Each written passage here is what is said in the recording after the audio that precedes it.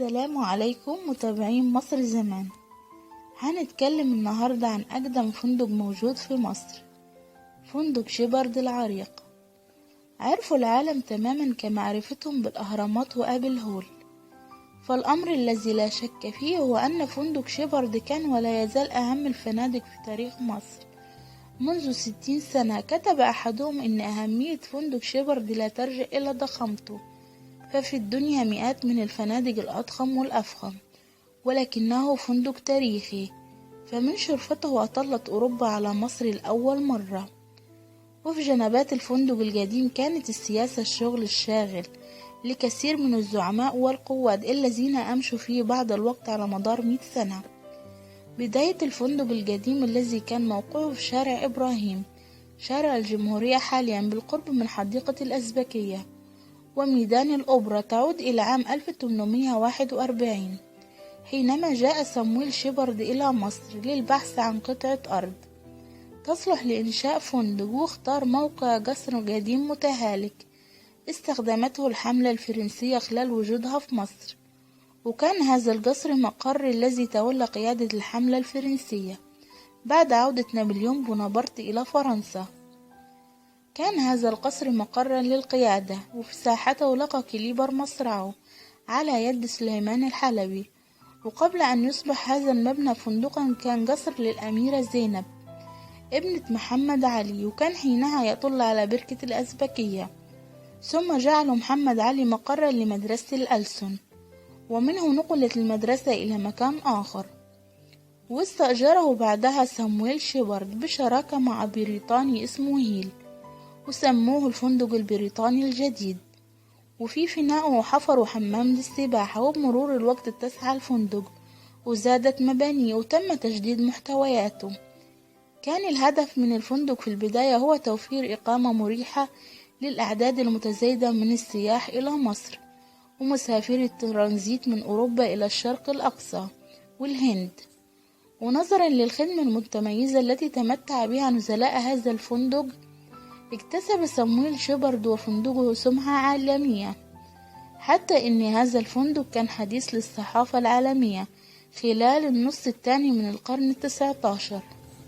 فمجلة أخبار لندن المصورة الشهيرة كتبت عنه في عام 1857 قائلة: ربما لا يمكن لك بأي فندق في العالم أن ترى هذا الخليط من البشر ذوي المكانة المرموقة من مختلف دول العالم كما يرى المرء بشكل يومي لو جلس على منضدة في الصالون الرئيسي بفندق شيبرد.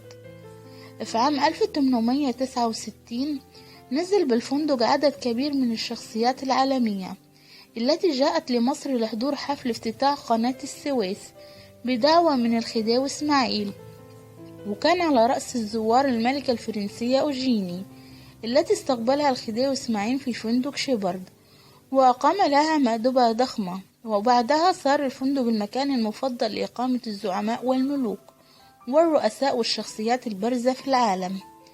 من المعلومات التي لا يعرفها كثير من الناس عن هذا الفندق الذي صار أثر بعد عين أنه احترق مرتين، الأولى في عام 1868 حينما أتت النيران على الفندق بالكامل، وأعيد بناؤه مرة أخرى، والمرة الثانية أثناء حريق القاهرة، وهو الحريق الذي أدى لتدميره. بعدها انتقل إلى مكانه الحالي بالقرب من كوبري قصر النيل. تمتع سجل نزلاء في شيبرد القديم بشهرة غير عادية، ففي هذا السجل الذي يبدأ من عام 1851 كان على النزيل أن يسجل اسمه واسم السفينة التي أبحرت به من الميناء الأجنبي إلى ميناء مصر، ويرسم أمام الاسم علم السفينة التي يميز الدولة التابعة لها.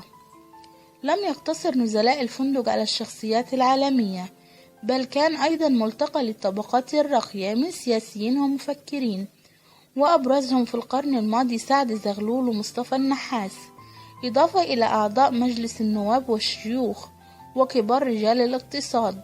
فقد كانت شرفة هذا الفندق الفسيحة هي المكان المفضل للعظماء لتناول فنجان الشاي، ولم يتوقف الأمر على ذلك، حيث كان الفندق مقرا لقيادة قوات الحلفاء خلال الحرب العالمية الأولى والثانية.